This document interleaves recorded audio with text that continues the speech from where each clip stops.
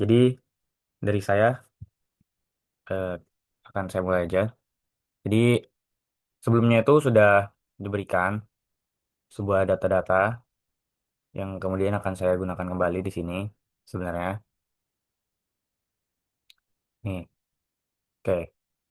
Kita coba aplikasikan dulu nilai-nilainya. Kemudian ya kita menghitung nilai anomalinya.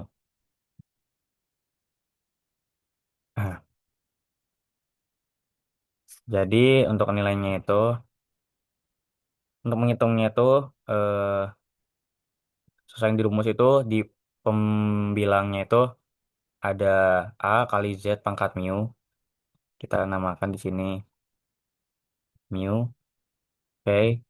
Kemudian penyebutnya itu oke, itu apa? XJ atau kita kasih nama X aja ya. Kemudian dikurang X0 dikuadratkan, dikuadratkan. Kemudian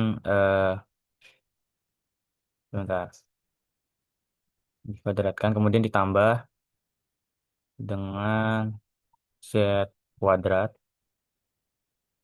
Kemudian dipangkatkan terhadap Q. Oke.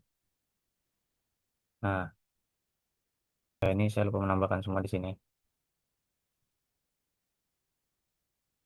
Oke, ini harusnya berjalan. Nah, kemudian kita analisis juga parameter atau nilai apa yang berpengaruh ya. Di sini kalau yang kita amati, misalnya kita ubah Q-nya jadi 5. Harusnya yang berubah apanya? Oh, dia jadi lebih melancip ke atas. Semisal amplitudonya.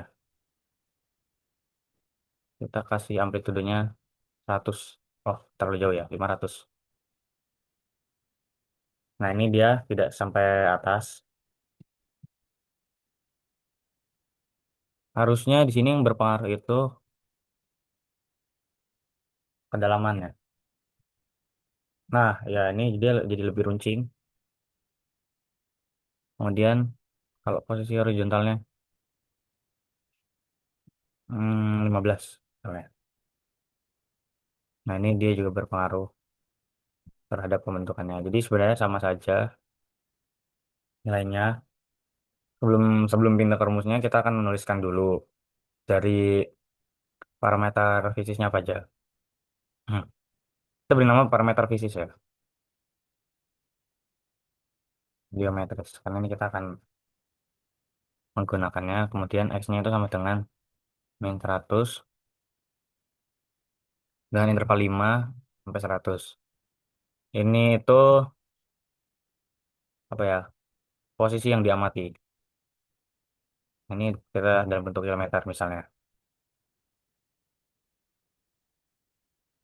Oke. Kemudian X0-nya sendiri itu 0. Ini itu sebentar ya. Nah, biar enak dilihat. Ini posisi pusat daiknya dalam bentuk kilometer juga. Kemudian di sini tuh apa ya? Oh, di sini tuh ada A-nya. A-nya di sini tuh 10.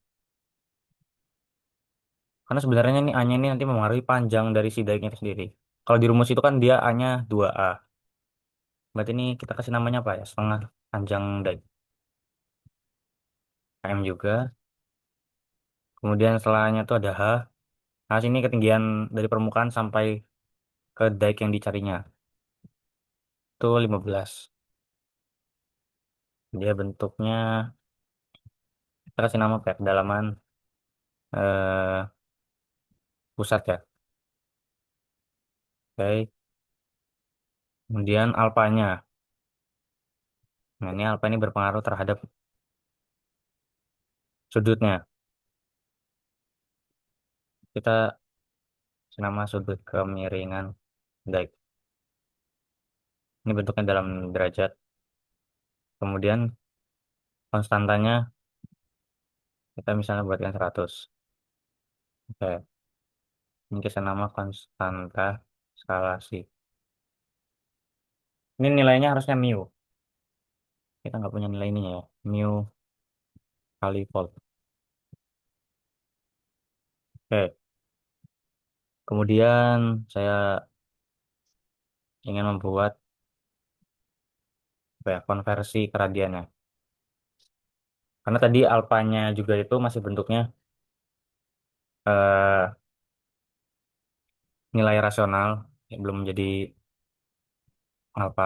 Kita kasih nama alfa radian itu sama dengan radian alfa. Oke, kemudian untuk mempersingkat, kita akan menggunakan rumus yang tadi sudah kita salin. Itu rumusnya ini. Oke, kemudian kita tinggal plot aja. Oke, jadi di sini sudah didapatkan. Nah, ini posisi seperti ini. Kemudian kita analisis kembali apa yang mempengaruhi dari grafik tersebut. Oke, sebenarnya kalau dari posisi pusat baiknya itu sendiri harusnya tidak berpengaruh banyak. Saya lihat perbandingan ya. Nah, ini tidak berpengaruh banyak terhadap grafiknya. Harusnya di sini yang berpengaruh itu salah satunya sudut. Lalu kita buat sudutnya 60. Nah, ini terjadi perubahan, tapi bisa jadi juga yang mempengaruhi ini adalah panjang atau setengah panjang dike-nya ini sendiri. Karena dia semakin panjang, pembentukannya juga akan semakin naik ke atas, akan semakin panjang. Kemudian harusnya apa yang berpengaruh ya? Hmm, Tadi sudah dicoba 60. Atau posisi juga berpengaruh, misalnya intervalnya kita bikin jadi 10. Nah, ini kita juga bisa bisa melihatnya bahwa interval juga berpengaruh. Harusnya di sini yang berpengaruh berpengaruh banyak itu apa ya? Tapi seharusnya semakin kedalamannya tinggi juga itu bentukannya dia juga akan semakin landai.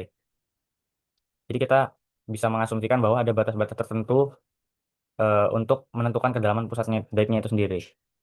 Dari saya itu saja. Sekian, terima kasih. Wassalamualaikum warahmatullahi wabarakatuh.